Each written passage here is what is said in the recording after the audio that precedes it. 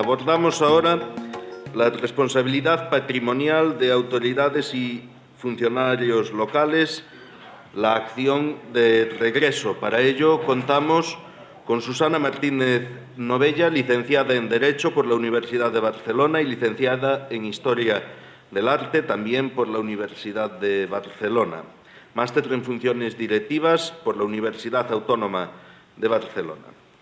La mayor parte de su carrera profesional la ha desarrollado como funcionaria de la Diputación de Barcelona desde el año 1979, donde asume la categoría de letrada por oposición libre en el año 1990. Actualmente, y desde el año de 2010, con dependencia de la Secretaría General, ocupa el cargo de directora de los servicios jurídicos de la misma, que integra tanto el servicio de asesoría jurídica, con funciones de asesoramiento y defensa interna de la propia Diputación, y el de asistencia jurídica local, con idénticas funciones proyectadas en los 311 municipios de la provincia. Ha simultaneado sus funciones con la impartición de numerosas conferencias y experiencias en el ámbito docente, tanto en instituciones públicas como privadas, Universidad Nacional de Educación a Distancia, Escuela de Administración Pública de Cataluña, Cámaras de Comercio, Generalitat de Cataluña, Colegio de Abogados de Barcelona, donde actualmente y de forma regular imparte clases en la Escuela de Práctica Jurídica. Os dejo con Susana, como decía, para abordar la responsabilidad patrimonial de autoridades y funcionarios locales, la acción de regreso.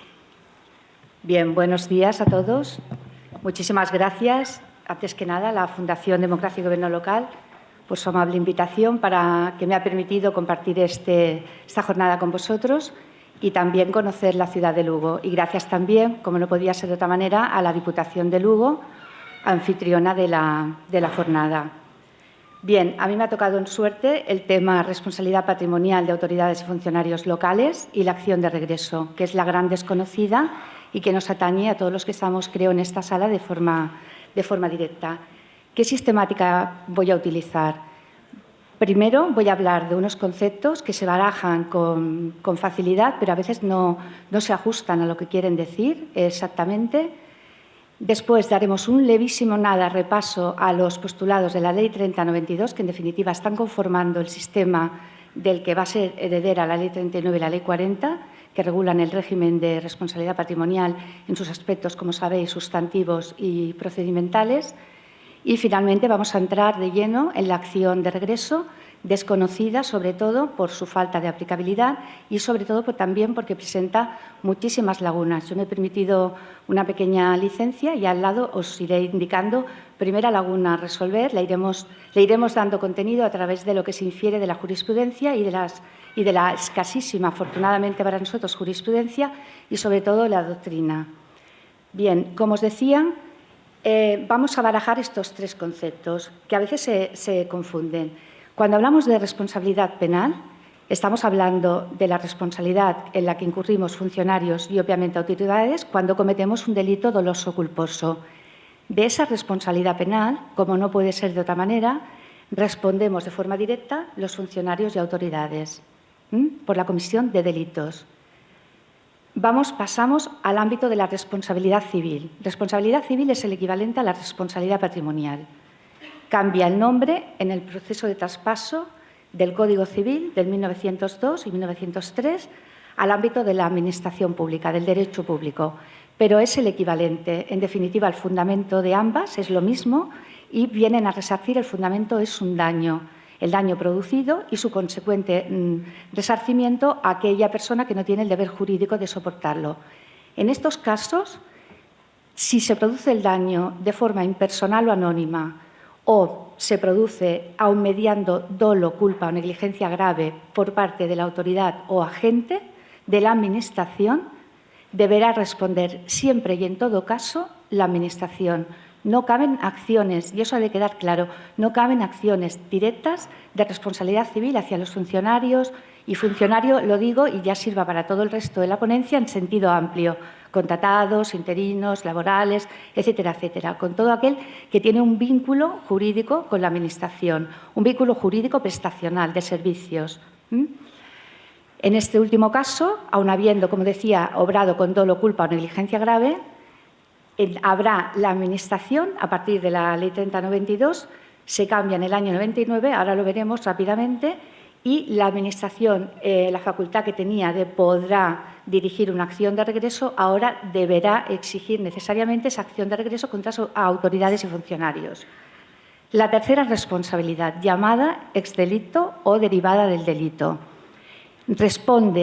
Aquí se invierte lo que acabo de decir, que es la regla general, porque es una responsabilidad civil que el legislador permite aparejar a la responsabilidad penal, que se dirimirá en los tribunales penales.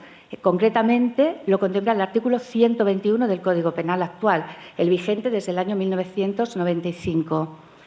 El artículo dispone que el Estado, la provincia, las administraciones autonómicas, el municipio, la isla y las demás entidades territoriales responderán subsidiariamente de los daños que produzcan sus autoridades, funcionarios y agentes, también en sentido amplio, siempre que esos daños se deriven del funcionamiento de los servicios públicos.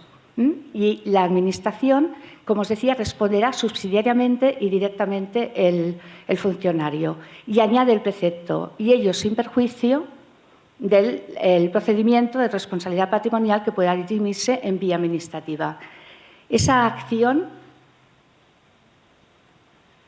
me vais a permitir, esa acción civil es una razón, se mantiene asociada a todo y que es una acción de responsabilidad claramente resarcitoria y, por tanto, de naturaleza civil, se mantiene en el Código Penal desde el año, sorprendentemente, desde el proceso de codificación, donde, como avanzaban en conjunto, en paralelo, el Código Civil y el Código Penal, provisionalmente, en el año 1820, se colocó de forma provisional en el Código Penal porque este avanzó más rápido, vio la luz más rápido que el Código Civil. Y fijaos la provisionalidad en nuestro país que llega hasta nuestros días, todo y que, como repito, es una acción claramente resarcitoria y, por tanto, de naturaleza civil. ¿Y qué se arguye ahora para mantenerla? Pues razones simplemente de economía procesal. La persona que es perjudicada por la comisión de un delito doloso o culposo proveniente de un funcionario o autoridad puede, en el mismo proceso penal, aparejar la acción de responsabilidad civil para resarcirse de esos daños materiales. Pero el fundamento, vuelvo a repetir, no es el delito. El fundamento tiene lugar, los daños, con ocasión de un delito, pero el fundamento de esa reparación sigue siendo la de la responsabilidad civil o responsabilidad patrimonial, es decir, el daño. Ese es el fundamento de la acción.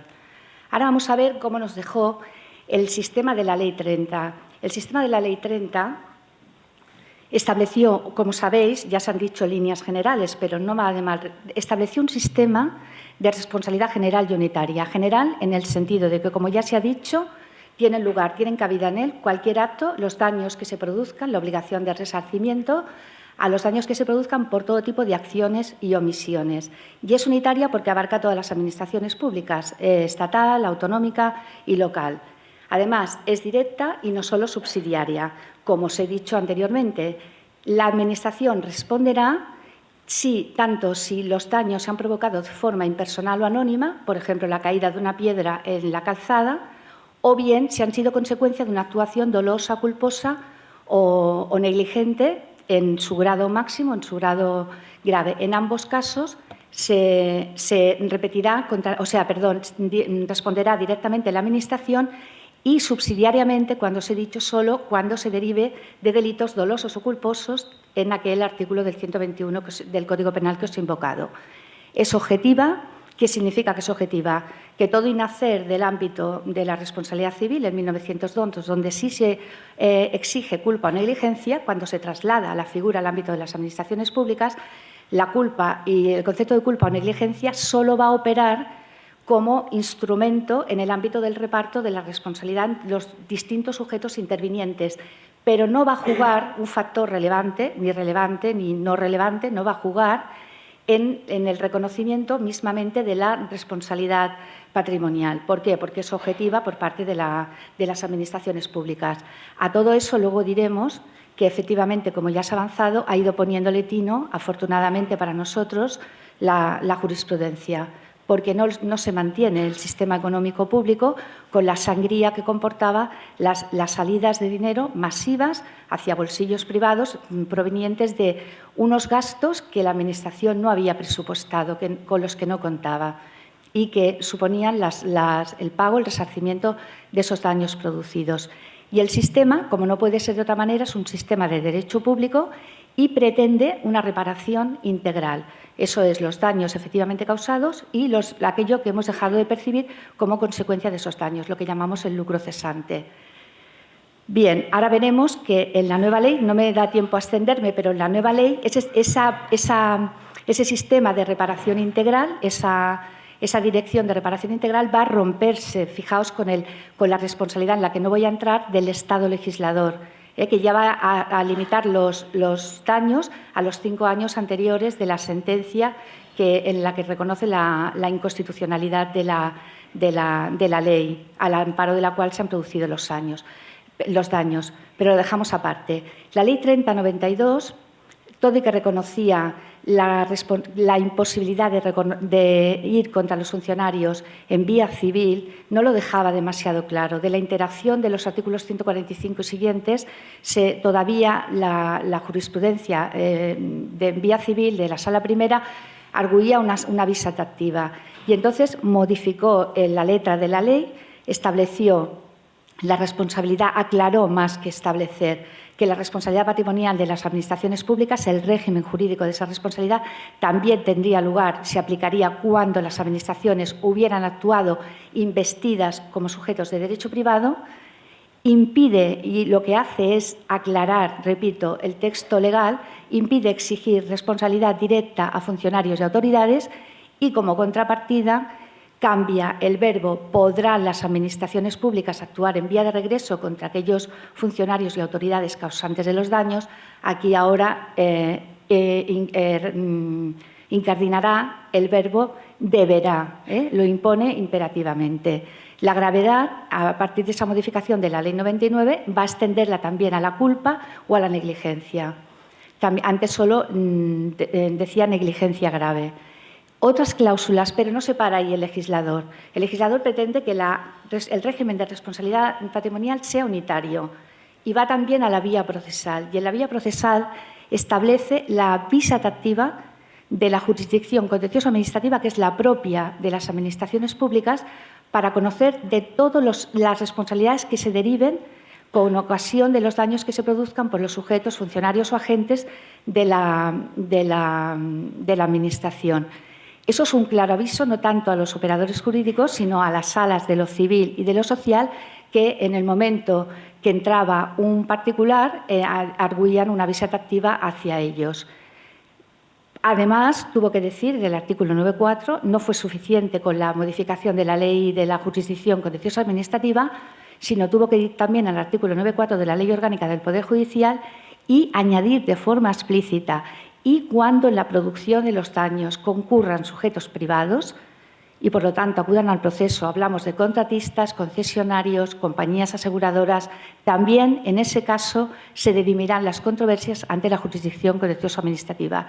Y la única excepción va a ser la responsabilidad penal, como os he dicho antes, que se dirimirá obviamente en el ámbito de los tribunales penales, y la responsabilidad civil derivada del delito, que el perjudicado puede accionar conjuntamente con la responsabilidad penal.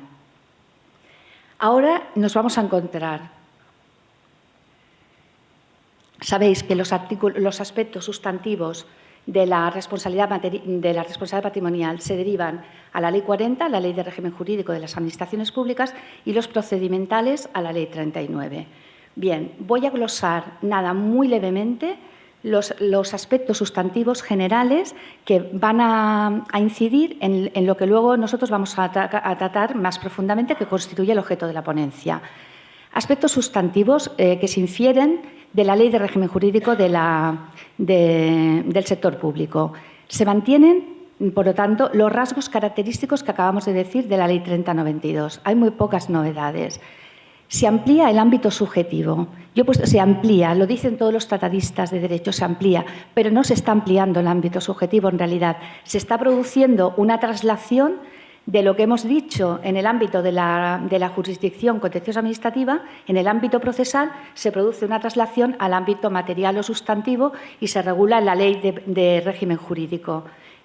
Se amplía el ámbito, decíamos, cuando actúa. Yo os he puesto deliberadamente una sentencia del 22 de diciembre del 2014, donde el Metro de Madrid, se había producido un accidente, intentó exonerarse, decir, no, yo no estoy legitimado pasivamente, no soy administración pública, vete a la vía civil, y los tribunales, el Tribunal Supremo le dice, oiga, que usted adopte una forma jurídico-privada para la eficacia y para una mejora, lo que usted considera una agilidad en la prestación del servicio público de metro, no tiene nada que ver con que usted quiera exonerarse del régimen jurídico de la responsabilidad, que le es propio, que no es más que el régimen de responsabilidad patrimonial de las administraciones públicas. Yo os he puesto que es del 14 porque ya los tribunales, desde el año que os he anunciado antes, están utilizando esa aplicación que hemos visto, que lo introducía la Ley de la Jurisdicción Contencioso Administrativa, la Ley Orgánica del Poder Judicial, etcétera, etcétera. ¿Qué novedades se mantienen en cuanto al daño? En cuanto al daño, los requisitos van a ser los mismos, efectivo, evaluable, ya se ha dicho reiteradamente también por los dos ponentes anteriores, individualizado en relación a una persona o grupo de personas, y al haber, obviamente, entre el daño y la actividad administrativa o la actividad prestacional de servicios, una relación de causalidad. Sí que es novedoso el baremo. El baremo, no me da tiempo tampoco a detenerme mucho, pero por primera vez se nos dice que podemos acudir a la hora de baremar los daños o las lesiones que se han producido a los seguros obligatorios y a los baremos de seguridad social. En realidad se están refiriendo a la Ley 35 del 2015 y os he añadido, porque os pasaré el texto de la ponencia, un dictamen, el dictamen 3 de 2016 del fiscal de Sala Coordinador de Seguridad Vial, que es muy bueno interpretando cómo tenemos que aplicar esos baremos, y es para los operadores que están al frente de las administraciones públicas haciendo cada día responsabilidad patrimonial, es ciertamente útil. La indemnización, en cuanto a la indemnización, sabéis que se actualizaba en relación al IPC y ahora refiere ese incremento en el índice de garantía de la competitividad. Y los intereses de demora, también por primera vez, ya no los deriva a los intereses previstos en la Ley General Presupuestaria, sino que también amplía el ámbito, dice, o de acuerdo con las normas presupuestarias de cada comunidad autónoma. Excepción para pagar ese daño, fuerza mayor, que ya existía en la Ley 30/92, y ahora sí que es novedoso, la alusión no comporta una novedad propiamente dicha, pero sí en la literatura de los aspectos sustantivos, la excepción de pagar el daño será que el deber jurídico del particular de soportarlo, obviamente. La anulación de actos y disposiciones administrativas, ordenanzas y reglamentos, en vía administrativa o contenciosa, no presupone por sí misma derecho a indemnización. Es decir, se ha anulado una ordenanza que regulaba tal, y así lo han previsto en sentencia los tribunales de justicia. Bueno, pues por sí sola la anulación de esa norma no va a dar automáticamente el derecho a indemnización. Eso ya, de todas formas, no es novedoso. Ya estaba en la ley, pero bueno, es importante recordarlo. Y lo que ahora introduce como novedad, cuando concurramos diferentes administraciones públicas en la comisión de los hechos, ya figuraba la Ley 30/92, cuando era fruto de una actuación colegiada. Por ejemplo, actuamos de forma consorciada o a través de una mancomunidad, habremos de estar aquello que los estatutos de esa figura jurídica que hayamos construido dispongan. Y en su defecto, si los estatutos nada dicen, se establecía que la responsabilidad sea solidaria entre todas las administraciones públicas. Otros supuestos, es decir, cuando las administraciones públicas no actuamos de una manera previamente colegiada, con una actuación colegiada. Pues entonces habremos de estar, nos decía la Ley 30/92, a criterios de competencia, a cuál es el interés público que se está tutelando, a la intensidad de la actuación por parte de una administración en detrimento de otras, y en defecto de todos esos criterios decía, bueno, pues si no os podéis aclarar a partir de todos esos criterios para determinar de quién es la culpabilidad en mayor medida pues será solidaria, lo repartís entre todos. Ahora la novedad que introduce la Ley 40 de régimen jurídico es que dice, en el primer supuesto, cuando se dé fruto de una actuación colegiada, la incoación, instrucción y resolución del expediente, de acuerdo con los estatutos, pero en defecto de esos estatutos, va a ser la que incoe, instruya y resuelva la Administración pública que aporte más financiación en la prestación de servicios o de actividad pública. Y a las demás se les da un plazo de 15 días para que arguyan o para que aleguen lo que a su ámbito de responsabilidad convenga. Y ahora ya vamos a entrar en los aspectos, bueno, como os decía, hemos visto los aspectos sustantivos de una pasada y materiales más generales. En los de procedimiento no vamos a entrar, en los de procedimiento general. Y de los 3 grandes bloques de aspectos materiales que la ley prevé novedosos, uno sería la responsabilidad derivada del Estado legislador, que no es objeto de nuestra charla. Otra sería la responsabilidad que se deriva de la prestación a través de servicios, a través de concesionarios y contratistas. Y el tercer bloque es la responsabilidad que atañe a nosotros, a los funcionarios locales. Hay que decir que la primera vez, lo digo a título anecdótico, la primera vez que se escinde, que se sale de los marcos del Código Civil, la responsabilidad civil se residencia por primera vez en el régimen local. Tenemos esa suerte. Y se establece una responsabilidad derivada, eso trae causa de la Constitución Republicana del año 1931, se residencia en la Ley de Bases del año 35 y en su texto articulado. Creo que es el artículo 209 y la base 25. Por primera vez, y establece una responsabilidad directa de funcionarios y autoridades y subsidiaria de las administraciones públicas donde prestan sus servicios. Bien, ¿qué hace en los aspectos generales de nuestra responsabilidad? Vamos a ver qué ha pasado así a grandes trazos. Se ha dado una mayor visibilidad a la acción de regreso. ¿Por qué digo eso? Primero, porque, como todos sabéis, antes la acción de regreso estaba en el artículo 21 del reglamento aprobado por Real Decreto 429 del año 93, y esa acción de regreso pasa de tener una naturaleza reglamentaria, ¡pum!, se inserta en la ley. Pero, curiosamente, no se inserta en su ley que le sería propia, que es la ley de procedimiento, porque está regulando un procedimiento, sino que se inserta en la ley de régimen jurídico. Y yo digo, permitidme ser mal pensada, pero además tengo fundamento para serlo. Lo que trata el legislador es de dar visibilidad a esa acción para recordar en los aspectos sustantivos, como todos somos un poco a veces vagos de natural, decir, mira, no te tienes que ir ni a otro cuerpo normativo. Ya te lo inserto en los aspectos materiales de la ley con la excusa de que al menos debe tener 5 trámites, pues ya para que no tengas que trabajar más. Se le da mucha más visibilidad a la acción. Y, además, la doctrina, estudiando ese tema, se muestra sorprendentemente feroz hacia los funcionarios, exigiendo poco menos que la cabeza, en el sentido de decir que no se ha aplicado esa acción, primero porque no hay un sentido de responsabilidad en el país, lo cual es una afirmación ciertamente dura y la siguen muchísimos autores, y porque, además, esa acción nunca se le ha dado visibilidad. Por lo tanto, lo que os estoy diciendo no es una presunción personal, sino que tiene un fundamento en que esa es una opinión generalizada en la academia, ¿no?, entre los autores. En aplicación, ¿a quién le será aplicable esa responsabilidad patrimonial? Pues estamos diciendo reiteradamente, el artículo 78 lo prevé para los miembros electos, que serán responsables de los daños que causen, y, asimismo, para todos los funcionarios en el artículo 36. Y, por lo tanto, podrán incurrir en responsabilidad patrimonial tanto las autoridades como los funcionarios y todo el personal que dependa de las administraciones públicas. Ambos artículos, tanto el 78 en sede de la Ley de Bases para los electos locales como el 36 para todos los funcionarios en el ámbito de la Ley de Régimen Jurídico, distinguen 2 supuestos, que todo el tiempo no hay diferencias esenciales, hay alguna pequeñita que os la iré marcando, pero en ambos supuestos el procedimiento va a ser el mismo. ¿Qué supuestos son?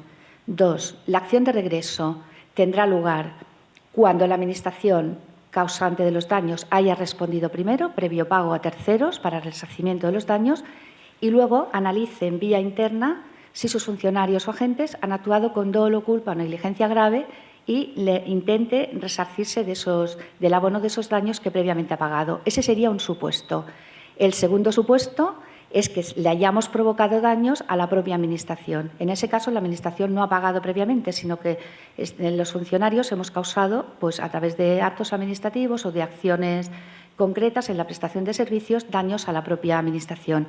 El procedimiento, como he anticipado, es el mismo en ambos casos y lo iremos viendo ahora progresivamente. Os he puesto el fundamento de la responsabilidad de funcionarios y autoridades y no lo comparto, pero creo que es una cuestión de honestidad decir en qué se basa la doctrina mayoritaria en el fundamento de esta acción.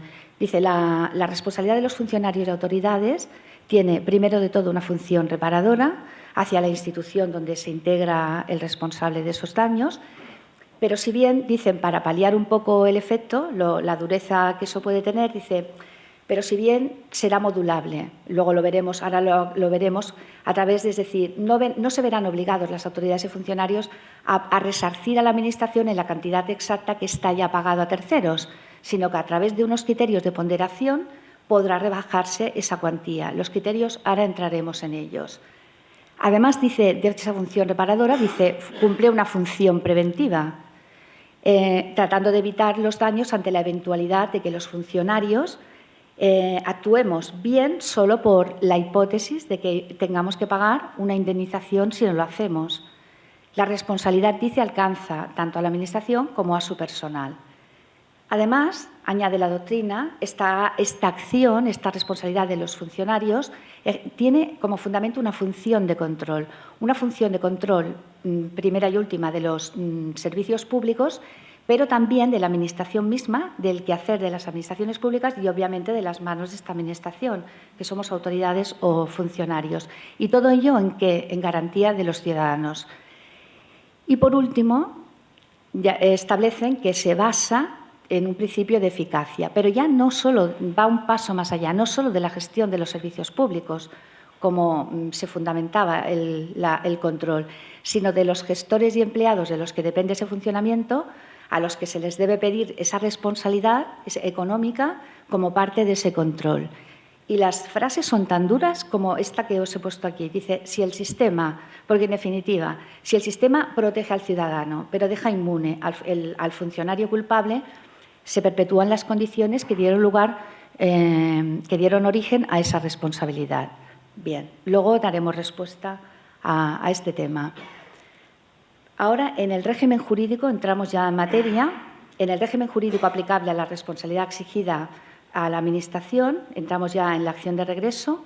Vamos a ver en esa relación jurídica que se va a establecer, en los requisitos subjetivos, lo que atañe a los sujetos, que nos vamos a encontrar en los dos polos de la relación. Primero, una Administración pública. Y aquí viene, fijaos que en rojo he puesto PL, que es primera laguna. Iré reiterando las lagunas que vamos encontrando en esta acción de repetición. El artículo 36.4 de la Ley de Régimen Jurídico del Sector Público establece que será el órgano competente para la incoación, instrucción y resolución, el órgano competente. Pero en el ámbito local, siempre somos las administraciones olvidadas, ¿quién va a ser el órgano competente? Primera laguna, nada se dice. Una parte de la doctrina opina que es el Pleno, por sus facultades de control sobre el resto de órganos de gobierno, y otra parte de la doctrina, entre la que yo me posiciono, y lo hice muchos años antes, es el presidente. Cuando la acción de regreso va contra funcionarios, entiendo que es el alcalde presidente. ¿Por qué? Porque el alcalde presidente tiene las competencias ejerce la jefatura superior de personal, tiene la posibilidad de despedir al personal, de incoar expedientes disciplinarios y, como no, de ejercitar esa acción de regreso. Y además, si eso no fuera suficiente, por la cláusula residual, es aquella cláusula que le otorga la Ley de Bases, en el sentido de decir, y todas aquellas competencias que no estén imputadas previamente a otro órgano, pues son del presidente. Pero, ¿qué pasa cuando la acción va contra el propio alcalde, que ahora sí, como saben los partidos políticos, el daño que esa acción puede causar en la esfera patrimonial de los oponentes políticos, pues cada vez con más alegría la empiezan a plantear. Y entonces, ¿qué pasaría con el alcalde? ¿El alcalde va a autoinstruirse una acción, va a incoar un procedimiento? Obviamente no. La respuesta sería taxativamente no. Y sobre todo teniendo en cuenta que los órganos en el ámbito local los tenemos tasados. Alcalde, o sea, presidente, alcalde, Junta de Gobierno y Pleno y punto pelota. Ya no tenemos nada más. Entonces, y además, los regidores, los concejales actúan por delegación del alcalde. Bien, pues tenemos que concluir que en el caso de que la acción se dirija contra el alcalde es acción de repetición. Luego veremos alguna, os pondré algún ejemplo de alguna sentencia. Obviamente, habrá de ser el Pleno el que ostenta, el órgano que ostenta esas facultades de fiscalización y control sobre el resto de órganos de Gobierno. El ROM, de todas formas, el Reglamento Orgánico Municipal, en su capacidad que tiene de controlar la función de control de los órganos y siempre dentro del marco que le están dando las leyes de procedimiento y, obviamente, la Ley de Bases de régimen local y la de régimen jurídico del sector público, pues podrá determinar esa capacidad para concretar la función. En el otro lado de la relación jurídica de la acción de regreso, ¿qué nos encontramos? Hemos dicho que podemos encontrar autoridades y personas vinculadas por una relación de servicios. La posibilidad de exigir la responsabilidad a las autoridades, a los electos, a los miembros de las corporaciones locales, la encontramos documentada en el artículo 78.3 de la Ley de Bases. ¿Qué pasa cuando se trata de un órgano colegiado? La responsabilidad, dice la ley, el artículo mismo, el 78 de la Ley de Bases, se extenderá a los miembros que hayan votado favorablemente. Consecuentemente, no responderán aquellos que estén ausentes, hayan votado en contra o se hayan abstenido. Es de lógica. Cuando no sea posible la responsabilidad, determinar en qué grado de responsabilidad tiene cada electo, aquí tenemos que ir a la doctrina y escasa jurisprudencia. Yo no he encontrado ninguna sentencia justamente de este matiz, pero sí la doctrina mayoritaria arguye que ha de ser mancomunada, es decir, cada uno no se podrá pedir la acción contra uno para el resarcimiento y que luego ellos en el orden interno se repartan, sino que esta responsabilidad, a diferencia de la regla general que se establece para las administraciones públicas, que será solidaria, en el caso de las autoridades va a ser mancomunada. Bien, y las personas vinculadas a la Administración por una relación de servicios. Aquí, cualquiera que sea el tipo, como he dicho antes, de relación que les vincule a la Administración, el dato relevante aquí va a ser la integración en el servicio. Además, les tiene que ser imputable el daño producido, no podía ser, tiene que haber un nexo causal entre la actividad de ese funcionario y el daño producido, y además hayan podido incurrir en dolo, culpa o negligencia graves. En cuanto a los requisitos objetivos, ahora os diré en una filmina aparte qué entendemos por dolo, culpa o negligencia grave, que son conceptos ajenos al ámbito del derecho administrativo. En cuanto a los requisitos comunes, ¿qué requisitos van a ser necesarios? Hemos hablado de los sujetos, quién instruye el procedimiento y quién responde. Ahora vamos a ver los requisitos objetivos. Requisitos comunes para determinar la indemnización, que es en definitiva la clave de bóveda, determinar la indemnización. Todo esto lo vamos a observar para llegar concretamente a qué cantidad se ha de pagar. Primero de todo, concurrencia, como os decía, de dolo, culpa o negligencia graves, pero además la ley de régimen jurídico da en el artículo 36 otros criterios de ponderación. De nuevo aquí la doctrina aparece claramente dividida. Dicen, no, esos criterios de ponderación las administraciones públicas solo los van a poder utilizar cuando ellas hayan pagado previamente a un tercero y vengan en el orden interno a resarcirse de esos daños. Ahí sí los podrán aplicar, pero no los van a poder aplicar, dicen, cuando de lo que se trate es de que el funcionario o la autoridad le pague unos daños que han sido causados a su propia administración. Yo no lo comparto y veréis por qué. Vamos a desglosar qué significa cada uno de los criterios. Es que es un sinsentido, esa dicotomía que establece la doctrina. Los criterios que señala, que además van a tener que tener en cuenta, se van a tener que tener en cuenta para que el repetir contra el funcionario, es el resultado dañoso producido, es decir, que haya una proporción directa, una relación directa entre el daño producido y la actividad del funcionario. El grado de culpabilidad no será suficiente la falta normal de diligencia, sino una falta de diligencia agravada. Antes hablaba, la Ley 3092, hablaba de intención en este apartado. La responsabilidad, otro criterio de ponderación, la responsabilidad profesional del personal, es decir, si somos abogados es imperdonable que se nos pasen, por ejemplo, los plazos para recurrir, etcétera, etcétera. Es decir, una responsabilidad, un grado de negligencia agravado, este no tendría lugar, no podría ser aplicado cuando estamos hablando de autoridades porque no tienen esta responsabilidad profesional. Y la relación, por último, con la producción del resultado dañoso. Estamos hablando de la imputabilidad y el posible corte, interrupción del nexo causal. Que haya intervenido, se ponderará si han intervenido terceros, si el funcionario ha actuado de acuerdo con una orden de un superior, etcétera, etcétera. Es decir, la concurrencia de factores que puedan al menos mitigar o cortar ese nexo causal. Y una cosa que es definitiva para que se pueda accionar en vía de regreso, entiendo que es el pago de la indemnización a terceros. La Administración ha tenido que pagar primero para después poder repercutir, porque si no ha pagado sería un enriquecimiento injusto. Eso que parece tan sencillo no tiene sus más y sus menos.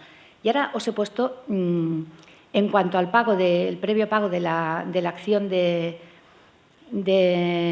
regreso, la posibilidad de discutir la cuantía. Cuando la Administración previamente ha pagado, ha sido llevada a juicio y ha pagado una cantidad determinada, ¿viene el funcionario obligado a pagar esa cantidad determinada en vía de regreso o puede modularse esa cantidad? Eso que no estaba claro, hay una sentencia que os recomiendo su lectura, y os diré, es la sentencia del Tribunal Constitucional dictada en amparo, en un recurso de amparo, la sentencia 15 del 2016 de 1 de febrero. Mirad, el caso es tan paradigmático, tiene lugar en la provincia de Barcelona.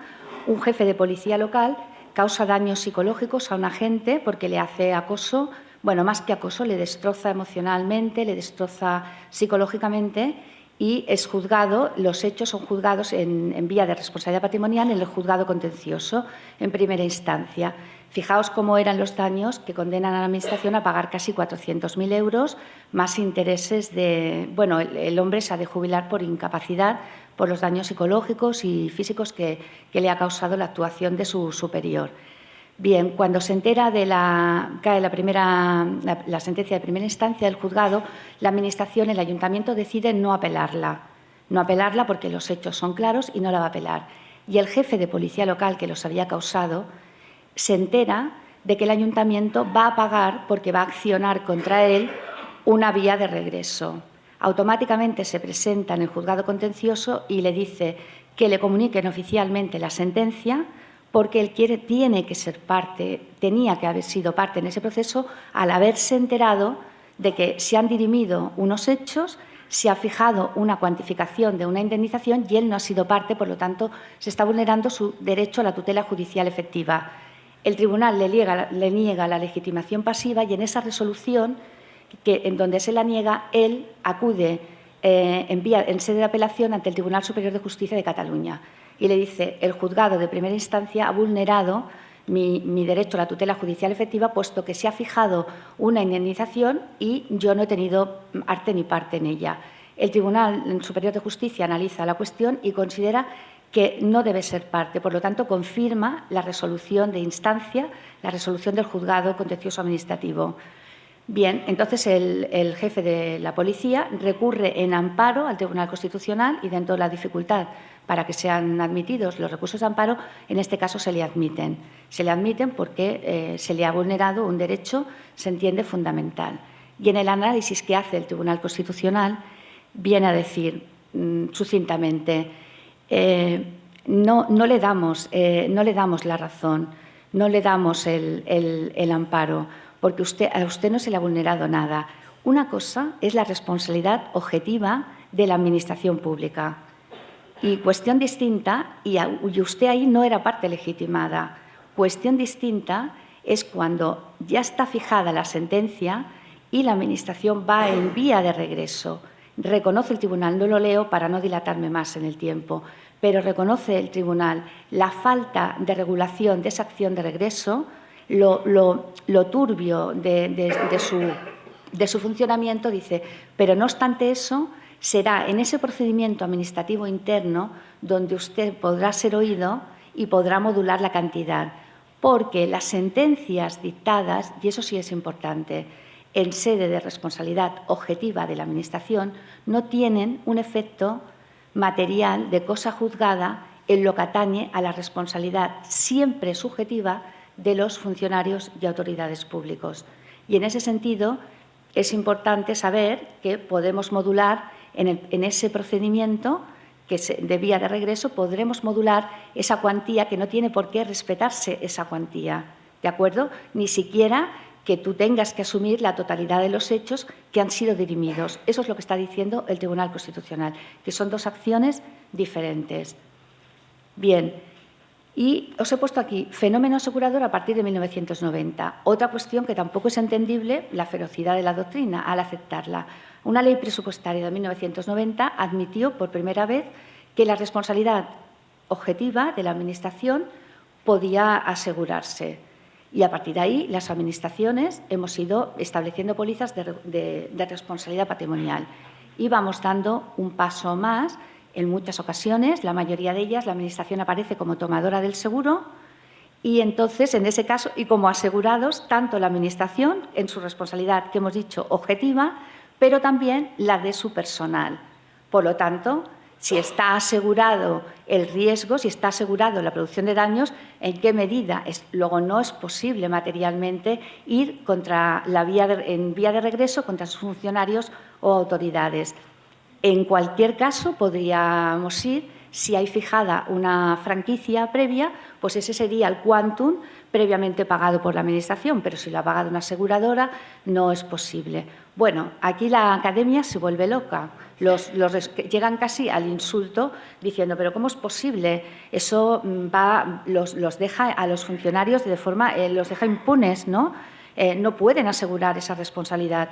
No veo dónde está al extremo que llegan a decir que luego además, dicen la aseguradora, no tiene una acción directa contra la persona culpable que ha actuado en culpa o negligencia grave. Solo puede pedirle a la Administración que vaya en vía de regreso, ésta recupere el dinero y se lo pague a la aseguradora. Bueno.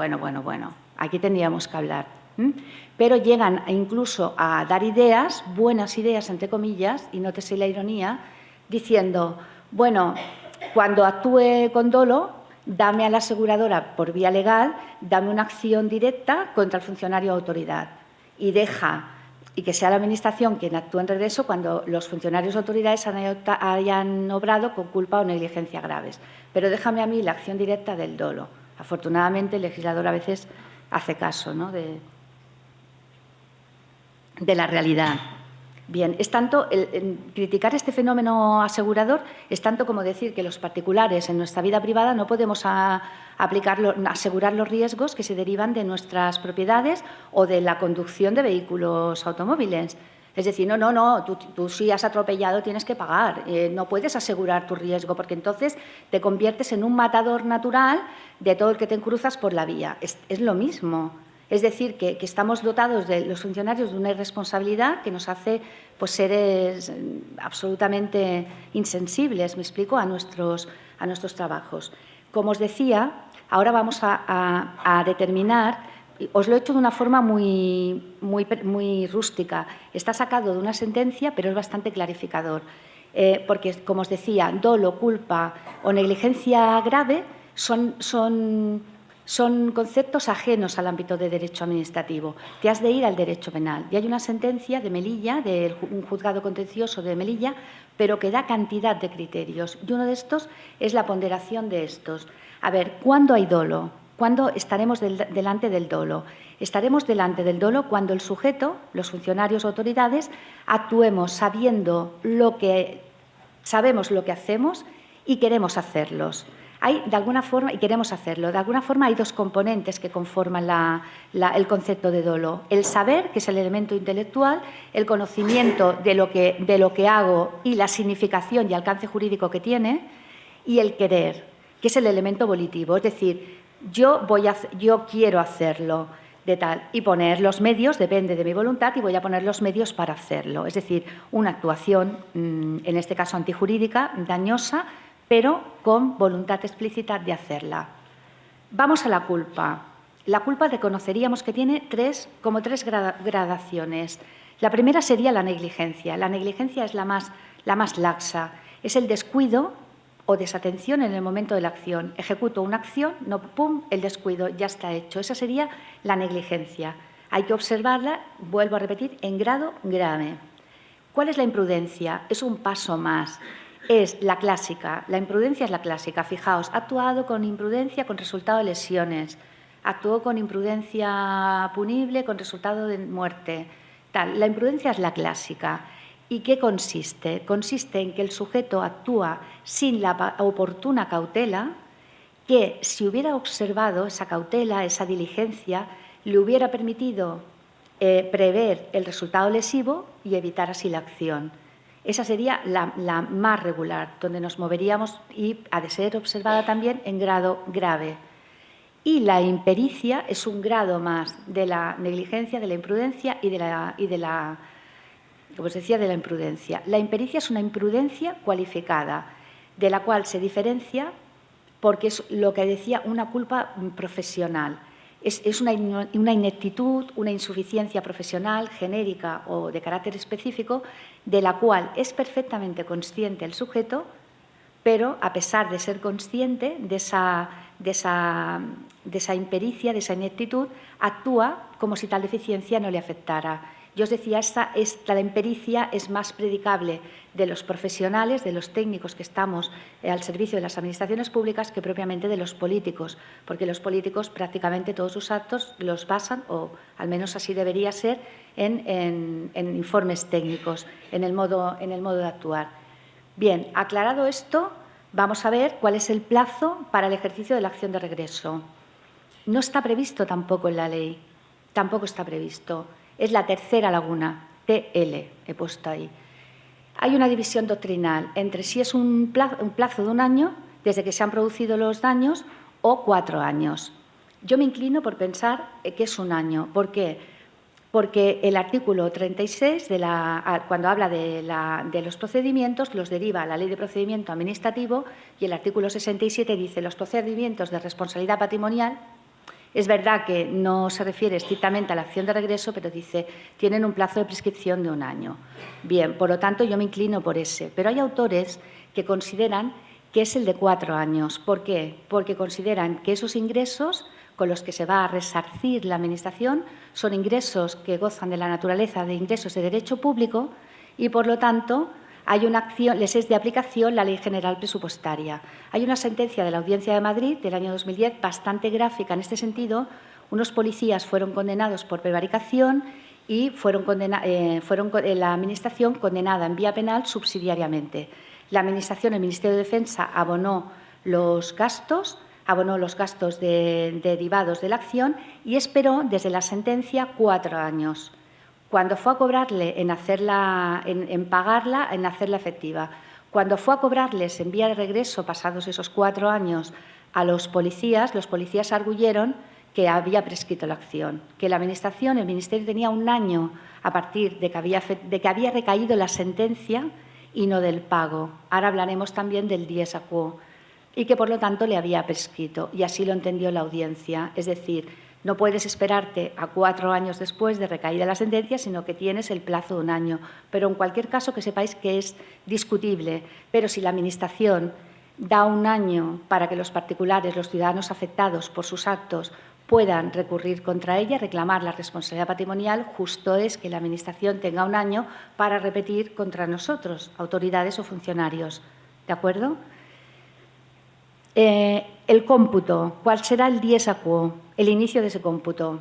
Si es una acción de repetición de la Administración, desde que se hizo el pago. Si hemos convenido que el pago es una condición sine qua non. Si la Administración no paga, poco puede reclamar, pues desde que se hace el pago efectivo empezará a contar el cómputo del año para que la Administración vaya en vía de regreso contra sus autoridades o funcionarios.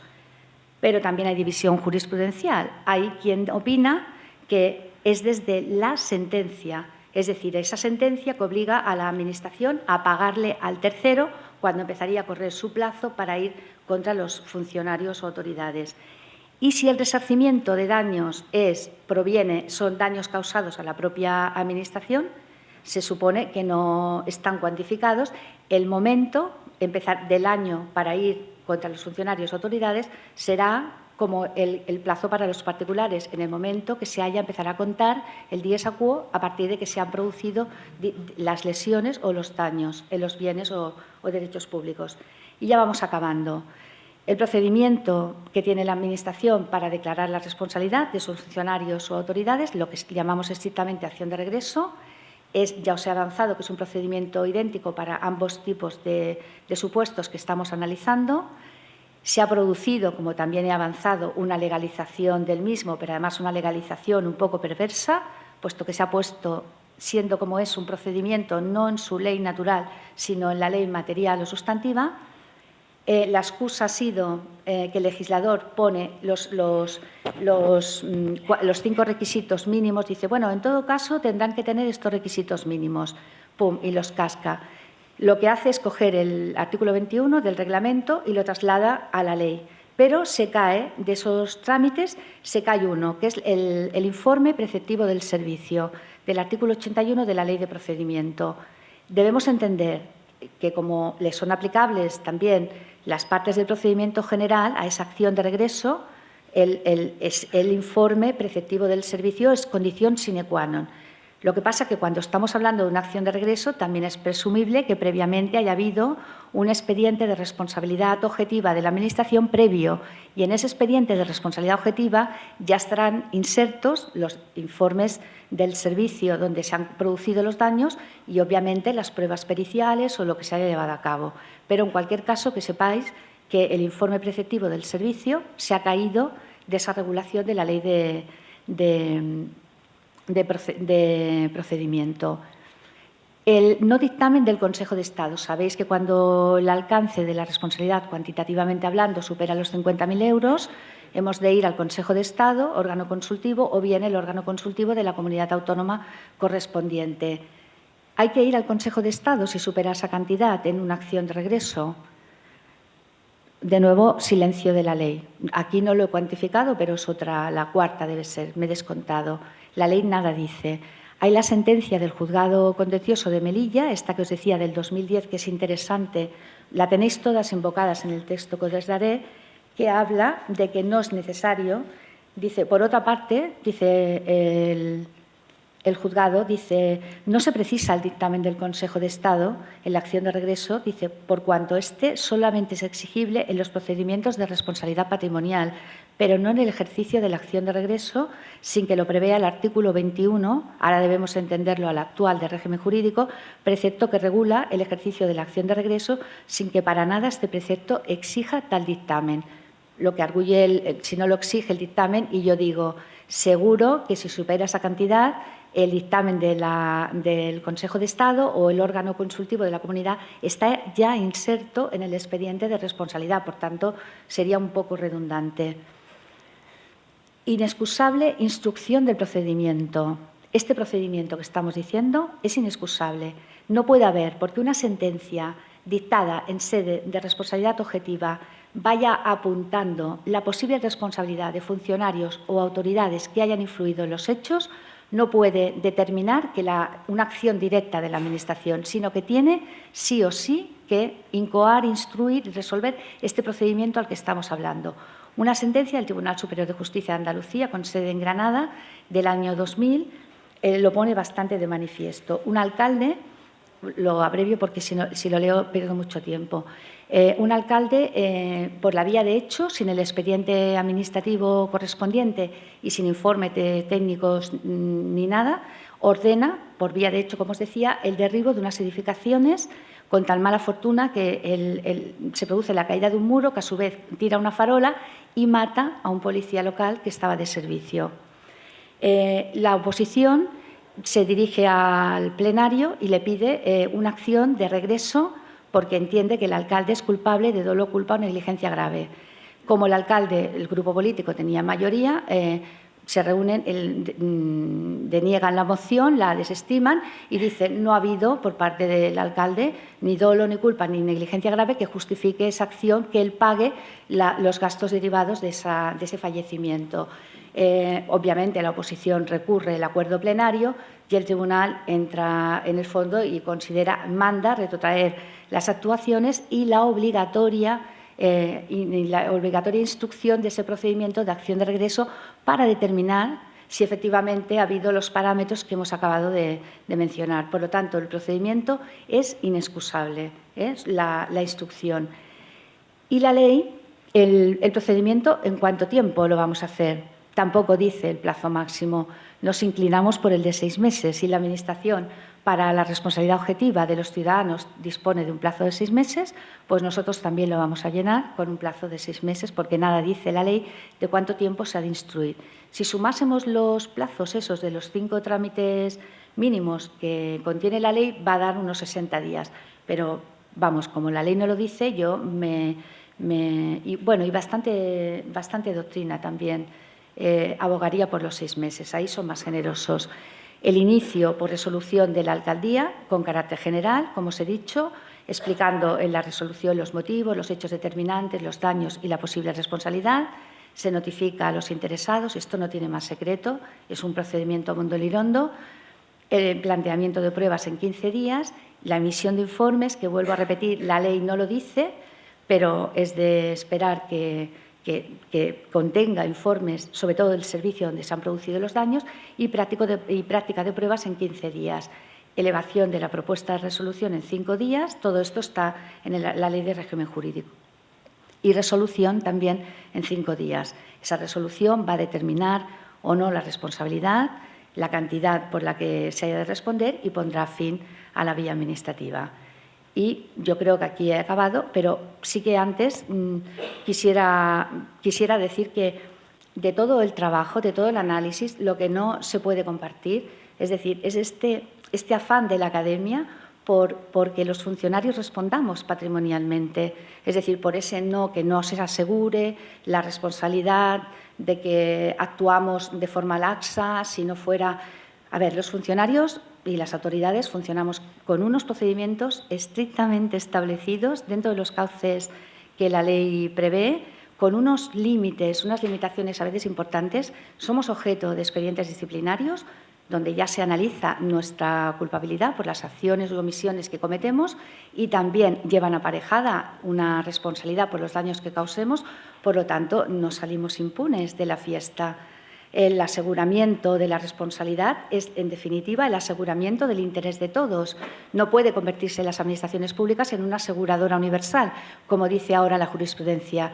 Y contra la doctrina mayoritaria, afortunadamente, los tribunales de justicia, como también se ha dicho, están modulando, están poniendo tino en esta institución que no se puede mantener en una situación económica y social como la nuestra con una responsabilidad objetiva. Si usted funciona bien, paga. Y si funciona mal, también paga. Eso es inadmisible. No se concibe en ningún país del mundo, ni, por supuesto, en los países de nuestro entorno, ni tiene un derecho comparable en ningún otro país del mundo. Por lo tanto, como funcionaria del ámbito local, yo cuando leo el fundamento, tiene un fundamento preventivo, tiene una función de control. No necesitamos sentir la espada de Damocles de una responsabilidad patrimonial para actuar de forma diligente. Por lo tanto, de todo lo que os he dicho, los factores que fundamentan esa acción son las que no la comparto. Y afortunadamente que haya muy pocas, porque nos va la vida a nosotros en ello. Bueno, pues ya está. Muchísimas gracias por vuestra atención y quedo a vuestra disposición.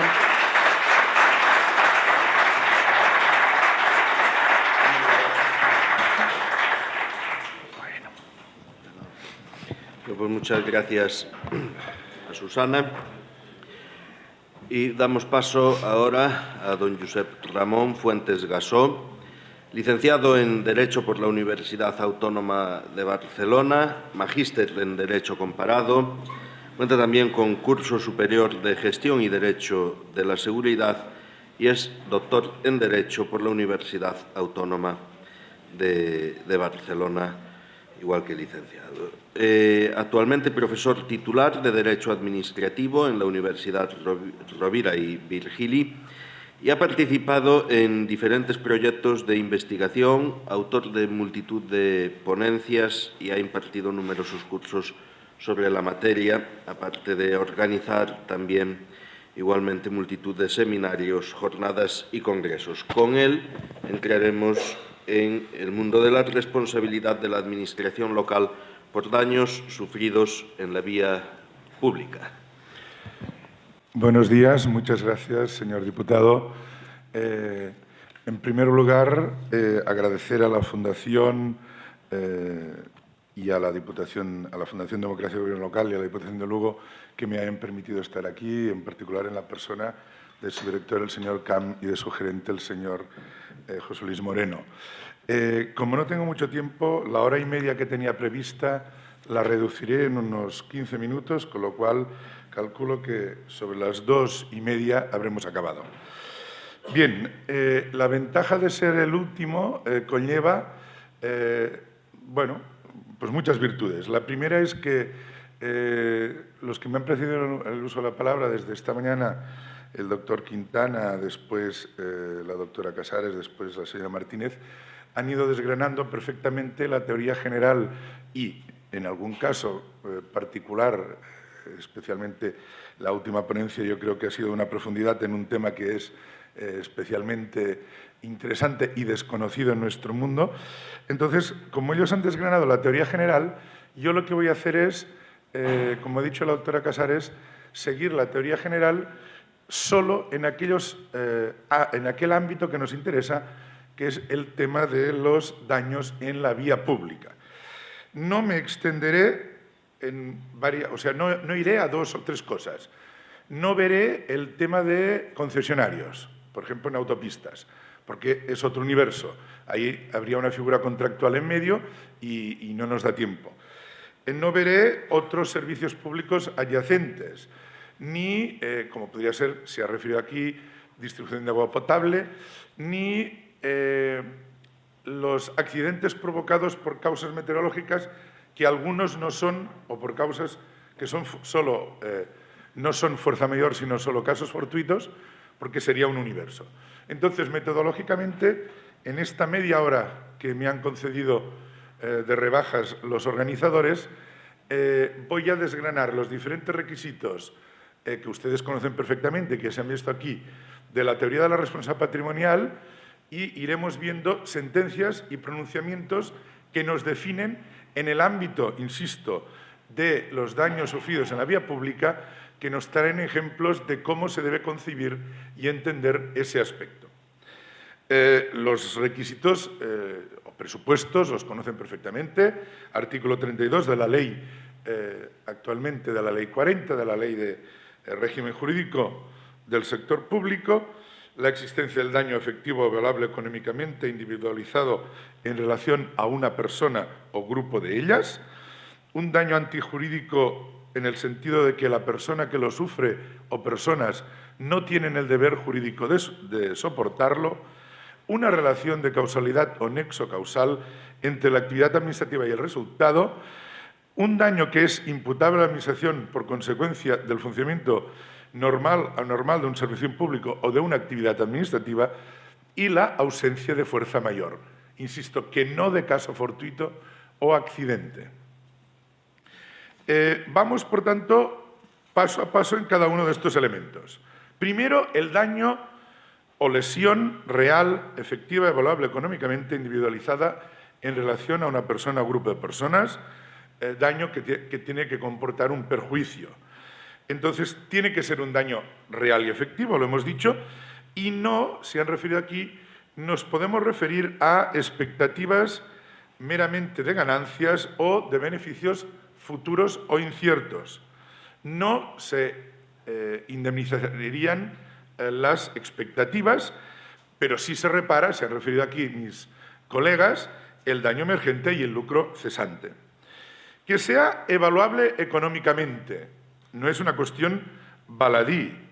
Ello comporta que tiene que ser reducible siempre en una operación económico-administrativa a una cantidad líquida, que se pueda individualizar en una persona o grupos de personas. No existe, o alguna vez se ha reconocido, pero con dificultad, el tema de la acción colectiva o la acción indeterminada para cobrar o para poder intervenir en un procedimiento de responsabilidad patrimonial como damnificado, es decir, aquellos titulares de intereses difusos, ¿no? El cálculo de la indemnización se refiere a él el artículo 34.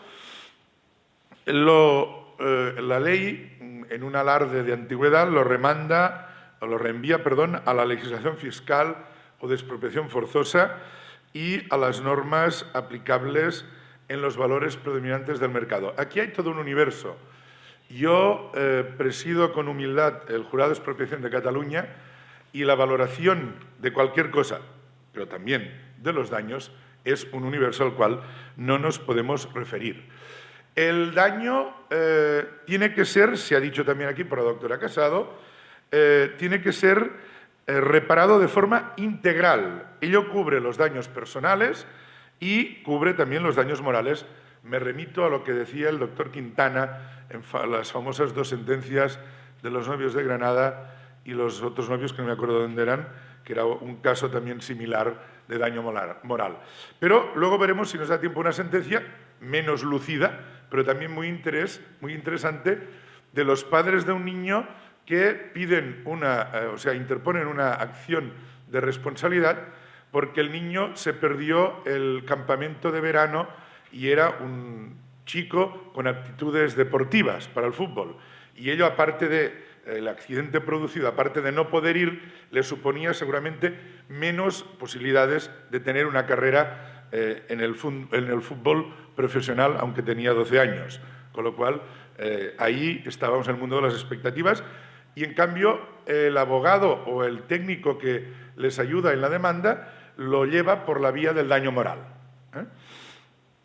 Hemos dicho ya, en este sentido, sentencias. Iré diciendo sentencias pues para que vean que no me lo invento. 5 de febrero, 18 de mayo, 13 de noviembre del 2000, del Supremo, 27 de octubre o 31 de diciembre del 2001, y una interesante del Tribunal Superior de Justicia de la Comunidad Valenciana de 13 de noviembre del 2014.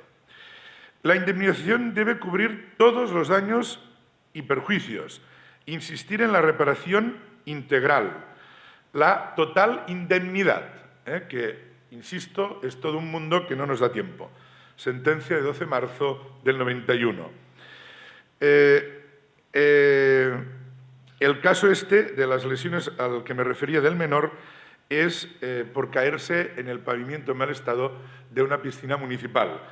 Es una sentencia del Juzgado Contencioso Administrativo de Logroño reciente, del número 1 de 12 de enero de 2018. Veremos cómo acaba en vía de recurso.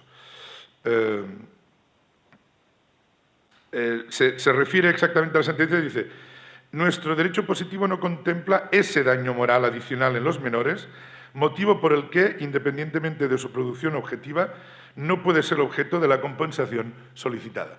Es decir, el daño moral se reserva a otras cuestiones. Segundo requisito: el daño tiene que ser antijurídico, es decir, no se tiene que tener el deber de soportarlo. Aquí, por supuesto, nos hallamos en uno de los puntos claves, junto con la teoría de la imputación, del funcionamiento normal y anormal del servicio o de la actividad. Ya se ha referido antes de los que me han precedido en el uso de la palabra a qué es servicio, qué es actividad administrativa, todo el tema del giro administrativo, etc. Sentencia del Tribunal Superior de La Rioja de 16 de octubre de 2014 o una del Supremo de 28 de marzo del 2014 y una muy reciente de 9 de marzo del 2017 del Supremo. No todo daño causado por la Administración ha de ser reparado, sino que tendrá la consideración de auténtica lesión resarcible, efectivamente, aquella que reúna la calificación de antijurídica, en el sentido de que el particular no tenga el deber jurídico de soportar los daños derivados de la actuación administrativa. No voy a entrar en cómo la antijuridicidad afecta a la idea de la responsabilidad objetiva, porque ya se ha comentado. Supuestos que directamente excluyen la responsabilidad, pues el Tribunal Supremo o las sentencias en la jurisprudencia menor han considerado que sí que existe un deber jurídico de soportar. Cuando una ley o una norma jurídica así lo dispone, ahí no hay un requisito de formalidad jurídica, no es necesario la ley formal con reserva. Supremo, 16 de diciembre del 99. Cuando hay un contrato o se ejecuta una sentencia o resolución judicial, Supremo, 14 de febrero del 2016. Cuando el lesionado se coloca en la situación de riesgo, veremos ahí la intervención de terceros después, entre otras muchas, 22 de abril del 94. Cuando la Administración modifica legítimamente, a través de una norma, ya sea de contenido dispositivo o autoorganizativo, por su parte, la estructura de la Administración, por ejemplo, 27 de junio del 97, o en el ejercicio de facultades discrecionales, siempre que quede dentro de unos límites razonables y razonados y al margen de la apreciación de la Administración en conceptos jurídicos determinados, que también me referiré, entre otras muchas, Supremo, 14 de febrero de 2006. Existe un deber general de diligencia. Yo aquí querría citar a el actualmente magistrado Eduardo Paricio Rayo, porque, entre otros muchos colegas en la disciplina, se ha referido a ello. ¿Por qué no existe, o si no existe, un deber o una cláusula general de diligencia o un deber general de prudencia? Digo general, porque veremos que hay algún caso que sí que existe. Por ejemplo, en el tema del tráfico, es decir, la seguridad vial, etc. El peatón no tiene que estar obligado a algo tan elemental como ser consciente de sus actos, atender a su deambulación, a mirar por donde camina y saber qué es lo que pisa. Es la pregunta. Si no hay una cláusula general, que no la hay, el magistrado en cuestión apunta la idea de que se podría entender implícita también para la causa administrativa en el artículo 1902 del Código Civil. Si está en la responsabilidad extracontractual, al final estamos en una actividad extracontractual y, por tanto, quedaría cubierta por un deber general de diligencia que se debe proyectar no tan solo a los terceros, que es lo que todos tenemos en la cabeza cuando leemos el precepto del vetusto Código Civil, también, naturalmente, a uno mismo, y por tanto nos serviría como cláusula general de exoneración. El ciudadano disfruta y aprovecha la vía pública. Tiene que ser consciente de su degradación, como todo en el universo, de los defectos que el uso colectivo, etcétera, puedan derivar, o de las molestias o perjuicios derivados de la reparación cuando haya lo veremos, si haya cumplido un deber de vigilancia suficiente. Y eso nos llevará a hablar de los estándares que también se ha hablado hoy aquí. Decía, no existe el deber general de prudencia, pero, por ejemplo, sí existe en el tráfico, en la seguridad vial. No es objeto de mi intervención, pero quiero poner el ejemplo para que vean cómo sí se puede decir. En el Real Decreto Legislativo 6/2015, por el que se aprueba el texto refundido de la Ley sobre Tráfico y Circulación de Vehículos a Motor y Seguridad Vial, artículo 10, dice, en referencia al usuario, el usuario de la vía está obligado a comportarse de forma que no entorpezca indebidamente la circulación ni cause peligro, perjuicios o molestias innecesarias a las personas o daño a los bienes. Daños a los bienes. Y para el conductor, artículo 10.2, el conductor debe utilizar el vehículo con la diligencia, precaución y atención necesarias para evitar todo daño propio o ajeno, cuidando de no poner en peligro tanto a sí como a los demás ocupantes del vehículo y al resto de usuarios de la vía pública. Por tanto, aquí tenemos dos cláusulas generales de los dos tipos de sujetos que intervienen en la relación jurídica del tráfico rodado por las vías públicas, tráfico rodado a motor. Lo mismo se puede decir, no lo voy a leer, el artículo 21 de la misma ley, en relación con el conductor y la velocidad. El límite de velocidad no es el de la placa, es el de las condiciones del tráfico, de la vía y de la persona. Por tanto, se exige una autoevaluación y, por tanto, un deber de autovigilancia del propio comportamiento. Eso, insisto, no existe en general. Sería, por tanto, interesante, lo veremos, el pensar en la introducción o de una cláusula general de prudencia o, a través de las ordenanzas y reglamentos de servicio de las vías públicas, convivencia ciudadana, bienes públicos o de las instalaciones, establecer instrucciones de uso que, conteniendo, lo veremos, estándares de calidad, están estableciendo límites a la responsabilidad. La crítica, ya se ha hecho aquí, es que la responsabilidad objetiva, aunque el Tribunal Supremo ha ido diciendo que no es un aseguramiento general, en algunos casos funciona más parecido a una aseguradora privada que a un sistema de resarcimiento por daños de naturaleza pública. La intervención del tema clásico del afectado o de un tercero, la culpa de la víctima, que llama la doctrina. Como luego veremos, aquí la cuestión es si se rompe o no se rompe el nexo causal. Hay una gran confusión en la doctrina y en la jurisprudencia, que va y viene.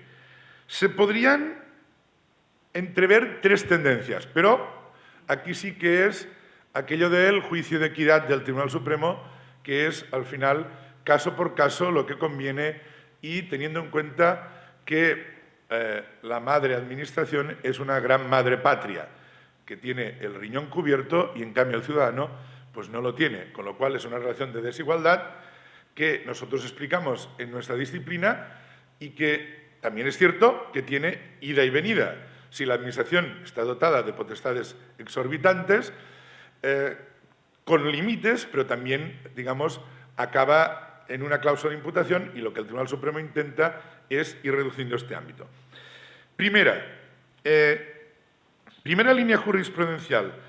La concurrencia de una negligencia gravísima, se ha referido a ello en otro ámbito la señora Martínez, pero es un poco la misma idea, del afectado es determinante del rompimiento del nexo causal y exoneración de la responsabilidad.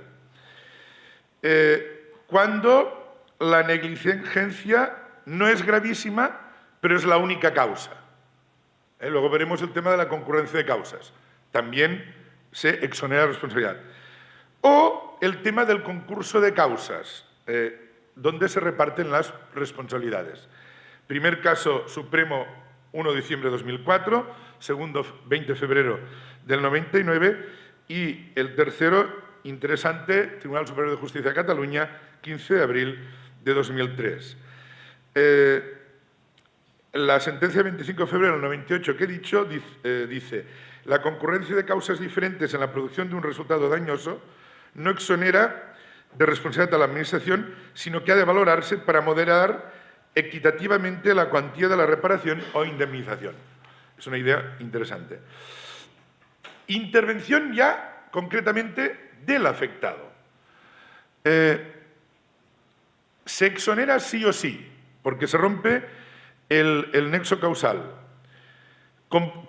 mediante una conducta culposa, intensa, que excluye otras causas, ya me he referido, por todas, 15 de julio del 99, o cuando el sujeto se sitúa en situación de riesgo. Por ejemplo, cruzando la calle fuera del paso cebra. Entre muchas, 22 de abril del 94. O en una manifestación, cuando el sujeto rebasa, sin participar aparentemente en la manifestación, rebasa el límite policial y se pone en peligro innecesariamente. Una interesante, reciente, sentencia del Tribunal Superior de Justicia de Cataluña, de 25 de mayo del 2012, que dice: no resulta procedente reconocer en favor de las víctimas un total o parcial resarcimiento de sus daños o perjuicios sin valorar las circunstancias concurrentes en la producción de los hechos. Y continúa, pues era un tema de que una persona iba en patinete en una zona que no estaba habilitada para ello. Y continúa, pues la caída se produce cuando el apelante discurría por la zona en patinete. Si bien efectivamente no constaba prohibido, no constaba tampoco que tal zona hubiera sido especialmente habilitada para la Administración para ese tipo de circulación. Por tanto, estamos en un caso de situación de riesgo querido. Lo mismo en una sentencia del Tribunal Superior de Justicia de Aragón, de 22 de septiembre del 2017, se cierra una calle por una fiesta de la Virgen de Sancho Abarca y esta persona, en lugar de ir por la acera, va por la calzada. Entonces, el Tribunal Superior le dice: tenga en cuenta que, aunque no hayan coches, la calzada no es el lugar idóneo para ir andando. Por tanto, no responde del mismo nivel de diligencia la Administración en la acera para los peatones que en la calzada, y deniega la responsabilidad. Intervención ya de terceros concretamente. El tercero. El caso clásico del aceite en la vía pública, los objetos, las señales mal... O sea, que no sabemos quién lo ha hecho. Ahí, por supuesto, hay una jurisprudencia muy vacilante y muchas sentencias directamente la imputan a la Administración sin mirar el qué. Pero claro, es tanto como decir que debería haber un policía mirando incluso si las señales están bien colocadas, porque puede venir una persona, sentencia 11 de febrero del 87, y llevarse la señal o cambiarla. El bromista que, digamos, poco simpático, ¿no? Otras sentencias que interrumpen el nexo causal porque no se puede atribuir a la Administración ese deber absoluto, continuado, de diligencia, digamos, de supervisión absoluta de una actuación pública. Las hay. Otros casos en que el tercero es desconocido, estamos en la intervención de un vehículo a motor, ahí intervendría el consorcio de compensación, pero muchas veces la Administración ni lo sabe, o si lo sabe, no lo utiliza y acaba pagando. Me han hablado de una sentencia que no conozco, o sea, que no he encontrado, de que podríamos estar ante un caso de malversación de caudales públicos. Es decir, si la Administración hubiera indemnizado, tendría el deber de repetir contra, un poco como la acción de regreso, contra la caja de compensación. Si no, el funcionario o persona autoridad pudiera incurrir en una causa de malversación. Ya digo, no tengo la sentencia, no la encontré. Y todo el mundo de los, que ya he dicho que no me referiría, del atropello de especies cinegéticas, el tema de la caza. Desde el nuevo decreto, desde este último decreto legislativo de 2015, ha cambiado mucho. Podemos llegar al absurdo de que al final es responsable el propietario del fondo, quizás el del coto, pero si no al final el propio conductor del vehículo. La disposición adicional 9ª ha sido reformada de una manera muy discutible, no nos da tiempo de comentarlo, pero es que al final lo que no puede ser es que haya una responsabilidad de los que intervienen en el, llamémoslo claramente, negocio o deporte de la caza, y que los sujetos ajenos tengan que sufrir los daños, incluso con resultados de muerte, si fuera el caso. La culpa invigilando. O sea, todo esto es culpa invigilando. Podemos hablar ante supuestos de culpa invigilando o de culpa in omitendo. Entre muchas, saben que donde se ha depurado más esta doctrina, se ha referido, creo que era el doctor Quintana, es en el tema de la administración sanitaria y penitenciaria. Muy interesante una sentencia de 18 de marzo del 2000 que lo expone con una gran claridad. La culpa invigilando es el caso clásico de los vertidos o de las acciones, digamos, desconocidas de terceros en la vía pública, que ponen, como decía muy bien la señora Martínez, en duda la teoría de la responsabilidad objetiva, porque estamos subjetivando la cuestión. Tercer requisito, y me quedan 10 minutos exactamente para llegar a la hora. Daño imputable a la Administración a consecuencia del funcionamiento normal o anormal del servicio público. Ahí volvemos, se ha dicho también, si estamos en un mundo objetivo, que no podemos estar, al final por una razón, como dirá al final, meramente económica, la normalidad conlleva una subjetivación de la responsabilidad, con todo el universo de problemas que conlleva la intervención de conceptos jurídicos indeterminados, perífrasis generales, deberes de diligencia o no a los que ya me he referido. No me da tiempo de explayarme en el tema, pero aquí sí que tenemos que referirnos a esa cláusula general de prudencia y protección que no existe, y prevención, perdón, y el tema de los estándares. El tema de los estándares debe aquí tener una presencia importante.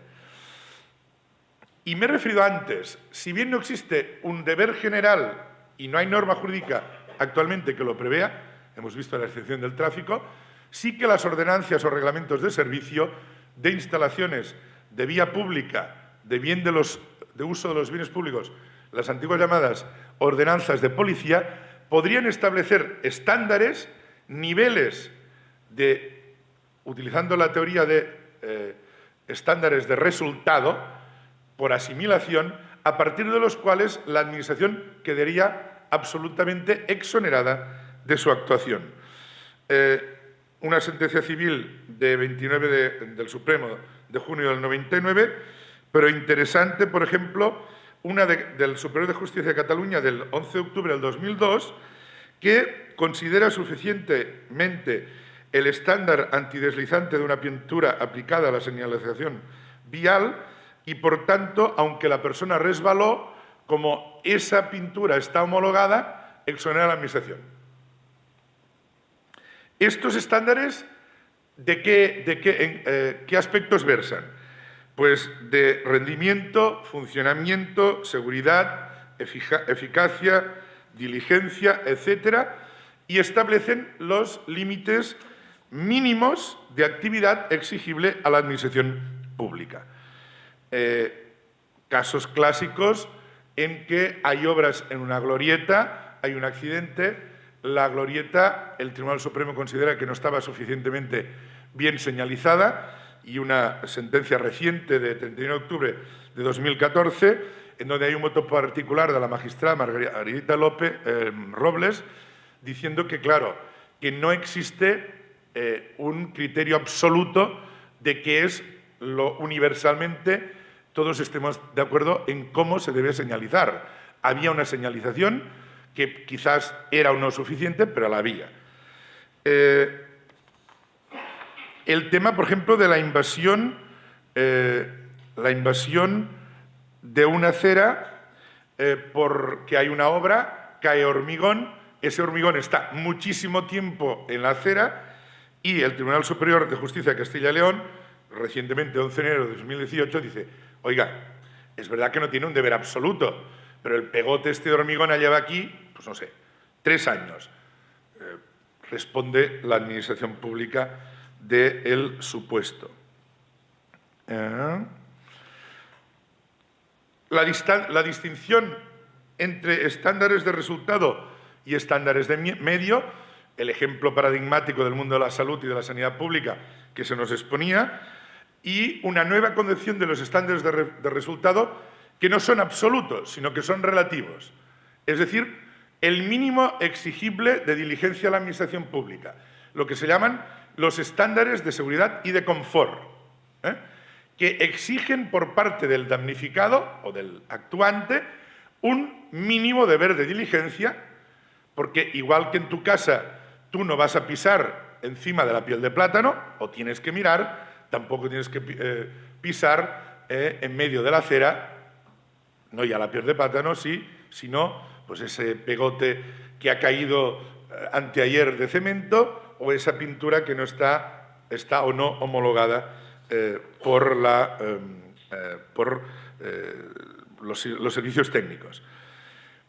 Hay una sentencia interesante del Supremo y otra del Tribunal Superior de Justicia de Cataluña de 2012 y de 3 de diciembre de 2002 que dice que el protocolo de vigilancia de la calidad o de mantenimiento del servicio de carreteras de la Generalitat de Cataluña, si se cumple ese protocolo, es causa suficiente para exonerar. Entonces, ya tenemos un estándar que es objetivable y que el juez, el magistrado, puede ir a ver si se ha aprobado o no, que se ha cumplido o no. Ya he dicho, sentencia 3 de diciembre de 2002. Entonces ya no es el servicio, la causa de imputación, el Servicio General de Carreteras, sino el servicio de mantenimiento en esos límites del protocolo de conservación. Por ejemplo, sentencia del Tribunal Superior de Justicia del País Vasco de 11 de noviembre del 99, en el que es un poco lo mismo. En el estándar de rendimiento del servicio se dice que no puede ser que un obstáculo haya estado ahí más de 3 meses, en medio de una vía pública. Estándares de medios, caso clásico, no me voy a extender. El tema de daños derivados de las huelgas de los servicios de mantenimiento o de recogida de basuras, etcétera, etcétera. Si existe el derecho de huelga, se conlleva un deber especial, excepcional, de soportar a los ciudadanos ese daño. Lo que tenemos que ver, el estándar, en qué proporción. Evidentemente, lo que son servicios mínimos no se tiene que soportar. Más allá de lo que son los servicios mínimos, estándar objetivable de medios sí se debe soportar. Relación de causalidad, y voy acabando. 5 minutos. No voy a entrar en el concepto de la causalidad, pero decir que la causalidad, que es aquella relación que teóricamente es directa entre el daño o lesión y la actividad administrativa, el título de imputación, como que este es un universo plagado de incertidumbres, de actos, de conceptos jurídicos indeterminados, etcétera. Sentencia 14 de febrero del 98 del Tribunal Supremo, se complementa la causalidad con otros argumentos. La doctrina del riesgo, ahí hay todo un universo. Cabe destacar al colega Mir Puigpelat, que se ha referido muy ampliamente sobre el tema.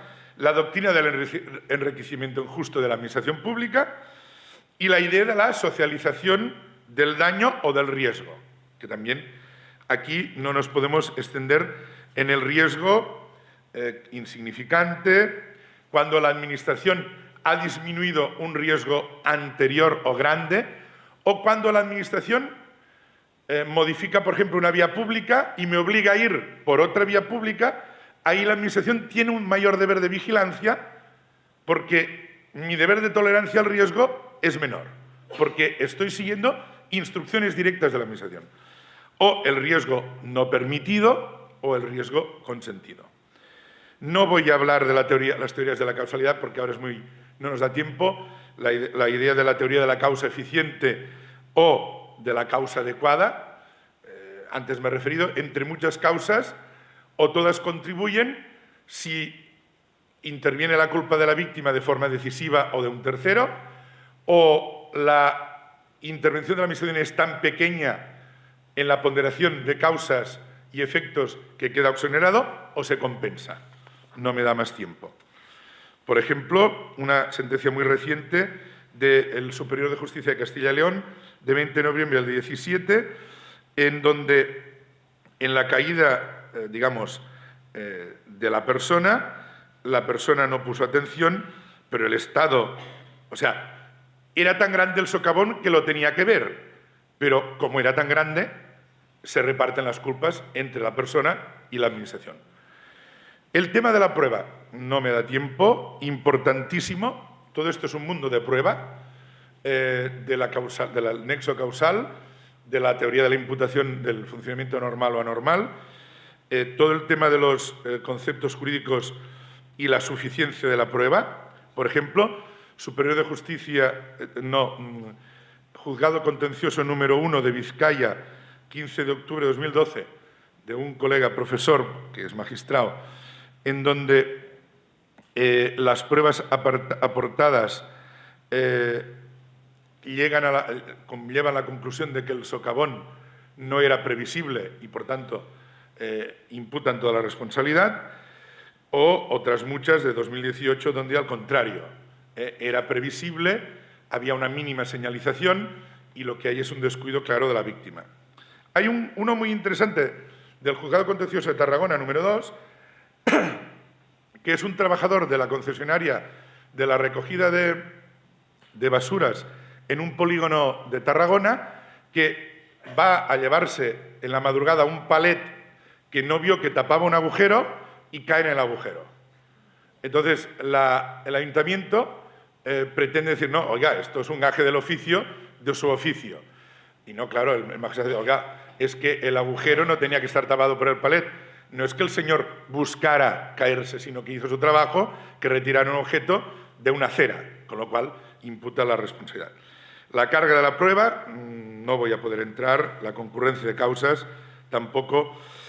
La ausencia de, ya estoy acabando, la ausencia de fuerza mayor, aquí hay toda la teoría de la distinción, el caso fortuito y el accidente. Simplemente quédense con aquella idea que todos sabemos que la fuerza mayor es imprevisible, invencible, irresistible y externa, y en cambio el caso fortuito es interno porque interviene la causa humana. Por tanto, en algún momento podría ser previsible, resistible y, por tanto, interno. Interesante, una sentencia del Juzgado Contencioso número 2 de Donostia, de 25 de septiembre del 2012, que se dedica a examinar qué es un caso fortuito y qué es una fuerza mayor. Conclusiones. No podemos continuar así. No podemos continuar así porque la teoría de la objetividad nada tiene que ver, como tantas cosas en derecho, con las capacidades económico-administrativas de nuestras administraciones y con los presupuestos de la hacienda pública. Hay quien dice en la doctrina que no es cierto o no está dicho que el artículo 106 de la Constitución, 106.2, conlleve necesariamente a la objetividad absoluta y que todo lo que he dicho puede caber perfectamente y, por tanto, se puede limitar muy mucho. Sí, hay quien dice que sí y también hay quien dice que el estado del bienestar no se sustenta, como algunos colegas y no de administrativo han dicho, en, por ejemplo, la responsabilidad patrimonial. No es una característica esencial del Estado de Derecho. Hay otras más importantes. En definitiva, decía Paricio Rayo, si responsabilidad va ligada a libertad, si la responsabilidad es consecuencia de la libertad, si la Administración es responsable de todo lo que suceda en la vía pública, a partir de ahora la Administración tiene que homologar determinados zapatos para que los ciudadanos andemos por la vía pública. Y el ciudadano o ciudadana que no utilice ese calzado quedará, descubierto de la teoría del aseguramiento general o objetivo. Por tanto, en conclusión, estamos en un mundo en el que o se ponen límites desde lo que son estándares objetivables y razonables, pero no se puede pedir menos responsabilidad a una persona en la vía pública que la que tiene que tener en su casa o en su negocio. Muchas gracias por su atención y disculpen el retraso de 5 minutos. Gracias.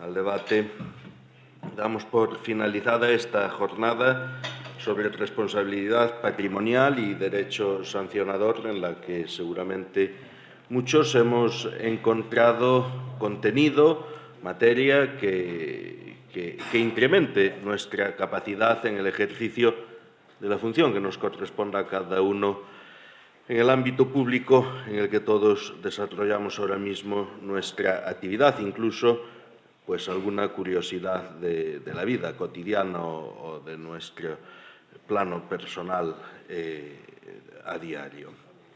Yo quiero agradecer especialmente a los ponentes el empeño que han puesto en ilustrarnos, en documentarnos y en invitarnos o hacernos reflexionar sobre tan compleja materia, tan presente en la actividad diaria de las administraciones públicas, pero pues tan relegada a un debate discreto o a que no haya debate en torno a ella, pues precisamente porque es un tema que nos resulta agradable, que nos resulta empático con la sociedad en general y en el que muchas veces pues tampoco existe un interés dominante en conocerlo en profundidad en su alcance o en su aplicación. Por eso, muchísimas gracias por haber puesto el empeño que habéis puesto en que hoy todos hayamos podido aprender. Quiero agradecer también la asistencia de todos los que durante el día de hoy estuvisteis aquí compartiendo e invitando a los propios